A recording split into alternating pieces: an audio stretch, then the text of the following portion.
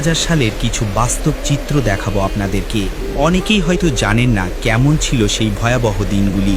অনেকে ছোট ছিল, তারা এখন বড় হয়েছে, শুনে এসেছে 2000 সালের বন্যার কথা, কিন্তু দেখেনি চোখে। আমাদের গ্রামগুলি দেখতে খুব সুন্দর ছিল, গোলা ভরা ধান, মাটি সাজানো গোছানো, রং করা দোতলা তিনতলা বাড়িঘর। গ্রামের হিন্দু মুসলমান প্রত্যেকটি মানুষের যেন তাদের একটি আন্তরিক ভালোবাসা ছিল। গ্রামের পাশে আছে একটি দ্বারকা নদী। 3 দিনের ভারী বর্ষণে নদীটি যেন একদম ফুলে উঠল। গ্রামের মানুষজন ছোটাছুটি করছে, ভাবছে এই বোধহয় বাঁধ ভাঙল। বাঁধ রক্ষার জন্য যথেষ্ট চেষ্টা করছে মানুষ, কিন্তু রাতের অন্ধকারে ভেঙে গেল মাটির তৈরি বাঁধ।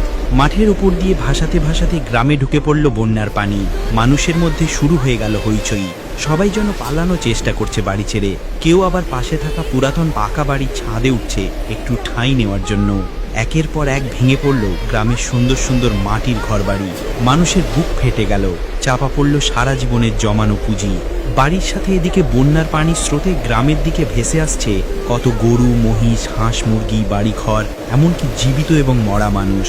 বুকের ভেতর কেঁপে কেঁপে উঠত দিনে রাতেই। এদিকে বৃষ্টির পানি যেন ছাড়ার নাম নিচ্ছে না। দিনের পর দিন দূর থেকে দেখা যাচ্ছে নদী ভাঙা বাঁধের উপর তাল গাছ ধরে দাঁড়িয়ে আছে একটি মানুষ। সারা রাত এবং সারা দিন আমাদেরই একজন হিন্দু প্রতিবেশী নিমাই ভাই, সে আজ দুনিয়াতে বেঁচে নেই। তার জন্য সবাই দোয়া করবেন। উনি ডোঙা নিয়ে বেরিয়ে পড়ল স্রোতের উপর দিয়ে সেই লোকটিকে উদ্ধার করার জন্য, এবং অনেক কষ্টের উপরে ওনাকে ফিরিয়ে নিয়ে এলো। কিন্তু এদিকে কারোর কাছে নাই কোনো খাবার। খাবারের উদ্দেশ্যে পুরুষ মানুষরা জাল হাতে মাছ ধরতে লাগলো বন্যার পানিতে। সেই মাছ ভাঙা বাড়ির ভেতর রান্না করে খেয়ে দিন কেটেছিল মানুষের।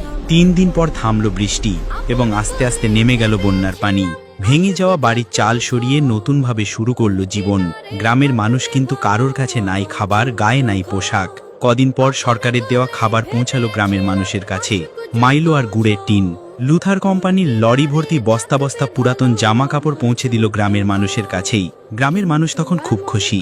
সেদিনের কথা আজও মনে পড়ে। তাই আমার ফেসবুক প্রোফাইলে ভিডিওটি রেখে দিলাম চিরদিনের মতো। আপনারাও চাইলে রাখতে পারেন একটি শেয়ার করে।